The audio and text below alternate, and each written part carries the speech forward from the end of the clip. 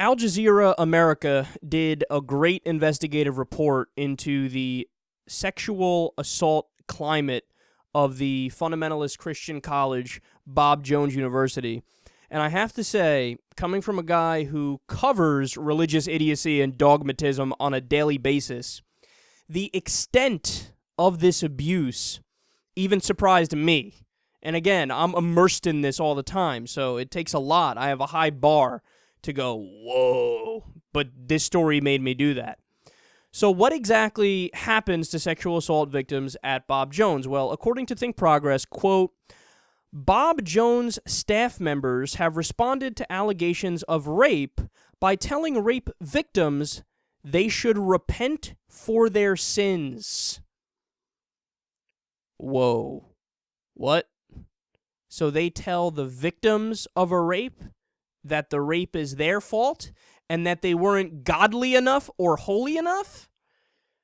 It gets much worse. Let me give you some specifics. Quote, Katie Landry, who was raped by a coworker several times during the summer before she started attending Bob Jones, didn't tell anyone about her assault for several years. She was deeply ashamed and failed most of her classes her first year of school. When she eventually sought counseling, the dean of students told her that, quote, we have to find the sin in your life that caused your rape.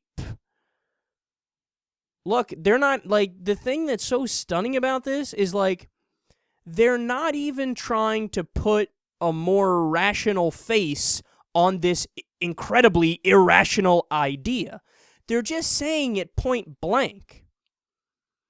They're not even masking the absurd idea. Like, even, what's his fucking idiot name, Todd Aiken, when he did the legitimate rape thing. If you look at his whole statement, of course it's ridiculous and it's absurd, but at least he was trying to do like a tap dance around the issue to try to say it in a way that wasn't offensive. Of course, it ended up being offensive, but they're going even further than that. They're like, no, it's your fault. Your own sin caused your rape. She said, quote, he confirmed my worst nightmare. It was something that I had done. It was something about me. It was my fault.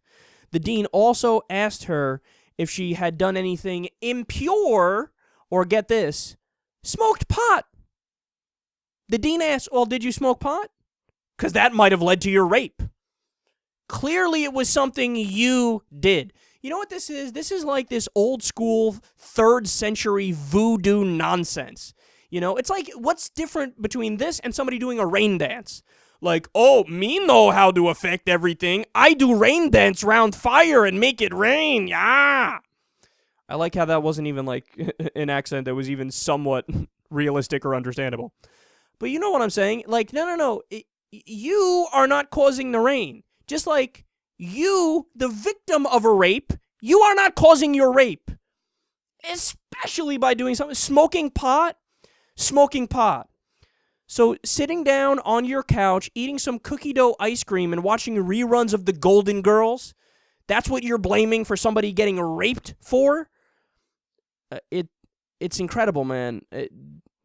Just the thought that there are, not only are there some, like, a lunatic fringe of people that think like this is a fucking university. This is one of the top fundamentalist Christian colleges, universities in the country. And by the way, their curriculums are just as absurd as their stupid opinions on rape.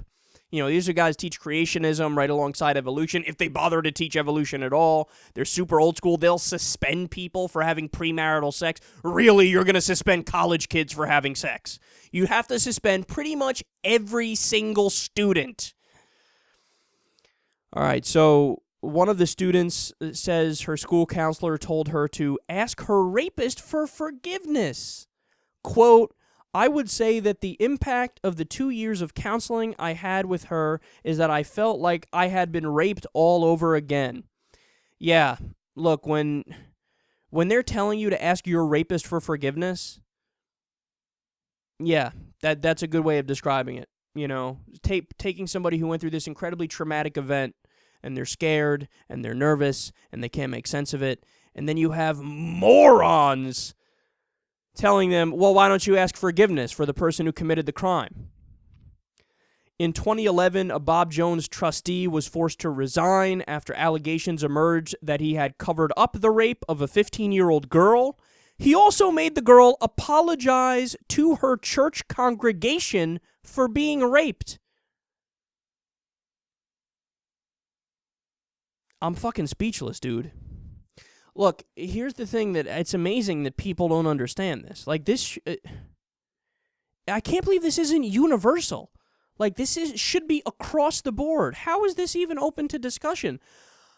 Obviously, if we're dealing with a victim and a criminal, here's who has the problem and here's who needs correction. The criminal. The criminal. Just the thought that anybody would think to go up to a victim of a crime and say, well, let's look at what you did wrong in this whole conversation and in this whole situation. But that's the victim. You are literally blaming the victim.